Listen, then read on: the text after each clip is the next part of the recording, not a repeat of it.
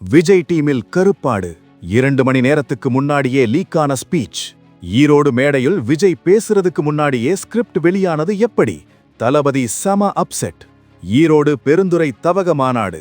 விஜய் மேடைக்கு வர்றதுக்கு 2 மணி நேரத்துக்கு முன்னாடியே அவர் என்ன பேச போறார் அப்படிங்கிற முழு ஸ்கிரிப்டும் சோஷியல் மீடியால சுத்திட்டு இருந்தது.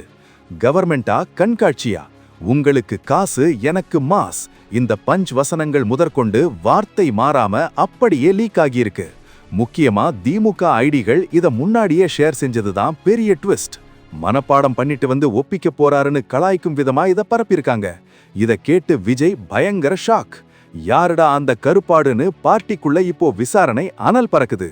நம்ம ஊரு விவசாய பூமியான ஈரோடு அத்திக்கடவு அவினாசி திட்டம் பத்தி அவர் பேச நினைச்ச உருக்கமான விஷயங்கள் கூட முன்னாடியே வெளியானது பெரிய பின்னடைவா பார்க்கப்படுது. எழுதி கொடுத்தவங்க மேல தப்பில்லைன்னு விஜய் நம்புறாராம். அப்போ கூடவே இருக்கிற யாரோ ஒருத்தர் தான் இந்த வேலைய பார்த்திருக்கணும். மஞ்சள் பூமிக்கு வந்த இடத்துல இப்படி ஒரு சதி நடந்திருக்கேன்னு விஜய் சம கோபத்துல இருக்காராம். காளிங்கராயன் கதைய சொல்லி மாஸ் காட்ட நினைச்ச இடத்துல ஸ்கிரிப்ட் லீக் ஆனது தவகவுக்குள்ள ஒரு பெரிய விவாதத்தை கிளப்பியிருக்கு. அந்த கருப்பாடு சிக்கினா பார்ட்டியில இருந்து கட்டாயம் தூக்கப்படுவாங்கன்னு சொல்லப்படுது. அரசியல் களத்துல ஒரு தலைவரோட ரகசியம் காக்கப்படலேனா அது பெரிய ஆபத்து. அடுத்த மாநாட்டுல மொபைல் போன்ஸுக்கே தடை விதிச்சாலும் ஆச்சரியப்படுறதுக்கு இல்ல.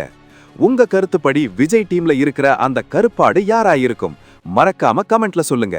அப்படியே ஒரு லைக் போட்டு ஷேர் பண்ணுங்க. விஜய் டீமில் கருப்பாடு.